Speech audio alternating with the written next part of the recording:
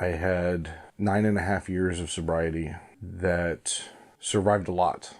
Unfortunately, the one thing it didn't survive that was a divorce.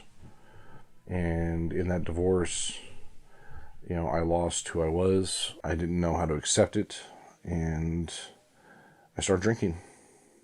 Over time, over the course of 2 to 3 years, the drinking led to drugging, and in my meth addiction, I lost everything. I had a beautiful apartment that I shared with another guy in Hillsboro, right there at Tannisbourne. I had 2 cars. I had a well-paying job in sales.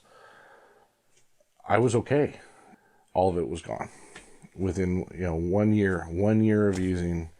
By the end of that year, all my worldly possessions could fit in 2 backpacks and a suitcase. I ended up homeless.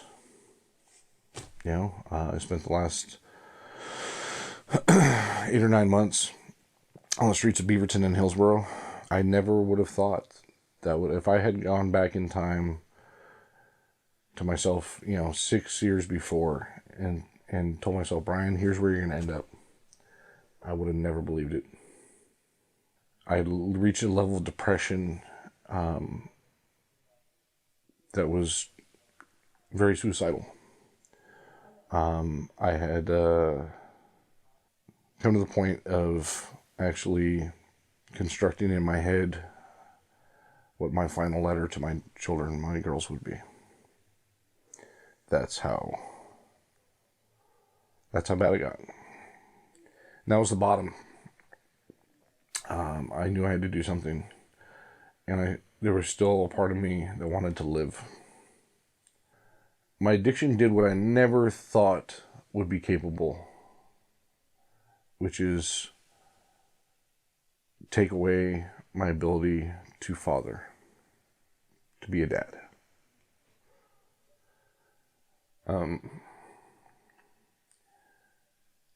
I had lost contact with my 2 youngest.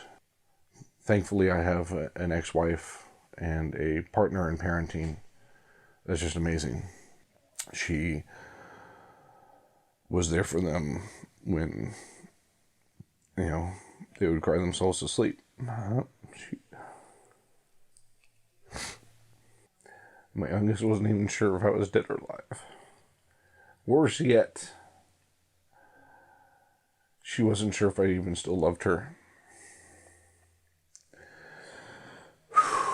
By grace I don't deserve from them, all of them,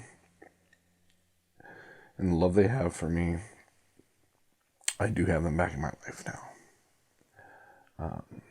I text and email my 2 eldest. My 2 youngest I'm in contact with. Cecilia's here at the farm with me today.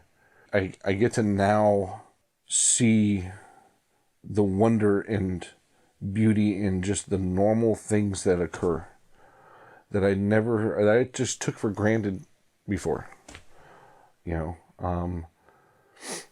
My daughter telling one of her long-winded stories and just beaming, grinning from ear to ear, tears coming down my face of joy. Something that she would have done normally on any other day. But just being able to recognize how precious that is. You don't know, truly you do not know what you have until you no longer have it. And I hope that feeling stays for the rest of my life. I really do. I'm just glad now that I have all my girls back in my life. I'm extremely grateful for what my recovery has given me.